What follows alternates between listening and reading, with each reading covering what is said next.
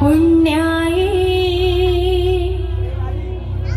आम्हा माणूस किदे त्यान दिधला मार्ग नवा साऱ्या विश्वाला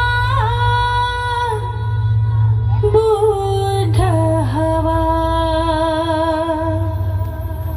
या देशातल्या तमाम दलितांना त्यांनी महान मंत्र दिला, शिका, संघटित व्हा, संघर्ष करा। 100 दिवस शेळी होऊन जगण्यापेक्षा 5 दिवस वाघासारखे जगा।